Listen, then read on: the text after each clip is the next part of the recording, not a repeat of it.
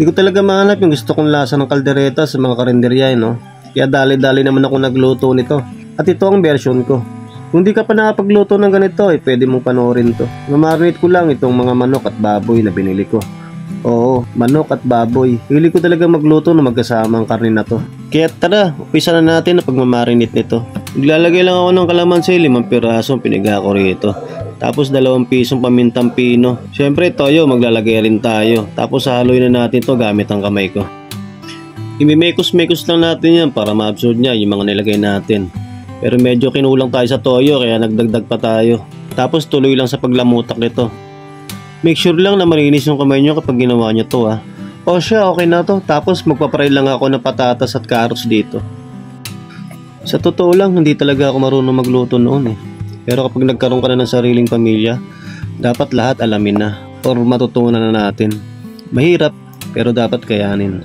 Mga problemang hindi mo na kailangan ikwento sa ibang tao. Mga pinagdadaanan na tanging sarili mo lang ang nakakaalam sa bawat kwento.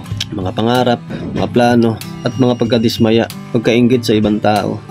Tigit sa lahat, matinding kalungkutan na tinatago sa sarili. Minsan kasi unfair din ang mundo. Kasi kahit anong sipag, kahit anong pagsusumikap, o kahit anong gawin mo, hindi mo pa rin maiwasang itanong na bakit ganun?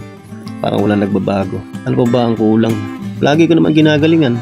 Ginagawa ko naman lahat na makakaya ko. Pero bakit madalas pa rin nawawalan?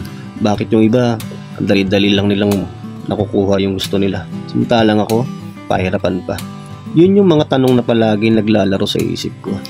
Pero alam kong balang araw, naniniwala akong magagawa. Alam kong magagawa mo kasi lahat tayo may kanya-kanyang oras para makuha yung mga gusto natin. Hindi nga lang natin alam kung kailan. Basta ang importante, ipatuloy lang tayo. Umasan darating ang araw na ako naman o tayo naman. Basta magpatuloy lang tayo. O paano ba yan? Luto na tong kaldereta natin. Ilalagay na lang natin tong mga gulay para maluto na ng tuluyan. Tapos pakukuluan na lang natin to. Pasensya na, hindi ko na nabanggit yung mga ginawa natin dito. Pero makikita nyo naman yun sa video kung gusto nyo gayahin to. At kung umabot ka naman hanggang dito, maraming salamat sa inyo.